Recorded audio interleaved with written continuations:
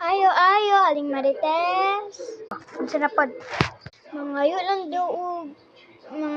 daw og 2001 taan 10K sa imuha si Mama T kay wala daw may sugante. Bayaran daw niya sa isa ka bulan pa te. Ha? Daghan na kayo magutang dili o? 25, 2, 3, 1, 20. Daghan na kayo na.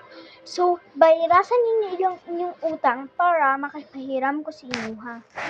Hoy, anong maligtas na pangpahuram og kwarta intag bayaran gani. Gani, di siya magpahiram. Do, mayaman pud niya. Dili mayaman. So, tagaan na lang ko. Or iba i-sell na ko na imo rin na nakuha na ko sinasalo. Aling chismis kung daghan na kayong utang diri sa balay. Pati ako ang asawa, nakatrabaho na lang. Pila ka trabaho, dili mi mayaman. Dili mi mayaman, so, susu. Hoy, bawal mo maging anak ko mama ha. Wala kay respeto para na ni mo akong mama. So, unsa mang wangga? 10K na po. Ulit na lang. Please, hold up to. Piliin niyo ako ng 10K. Ani Marites, tagaan na lang. Pagdaling Ani Marites, umapasilan pa ta diri.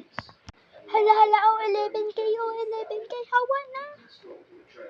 BNB. Mayo, di na mo mas pasilan aning naku ba kayo ni big guns.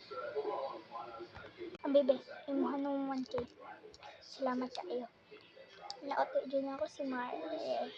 Mami, mayaman na tayo. Makabili na tayo ng mga damit. Of course, my honey. Tara, mami, shopping tayo. Of course, alikan na. Yes, may mga bagong laruan na ako. Oo, huwag mo yan gabain ha. At meron na akong expensive jewelry that is cost $10,000. I mean, over $100. So, if it's so expensive.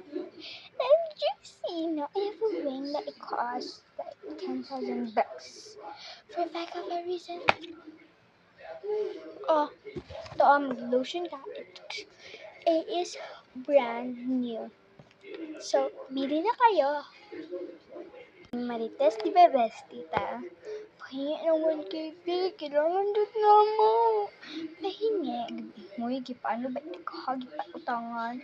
O yung utang 2, 3, 1. Okay, fine.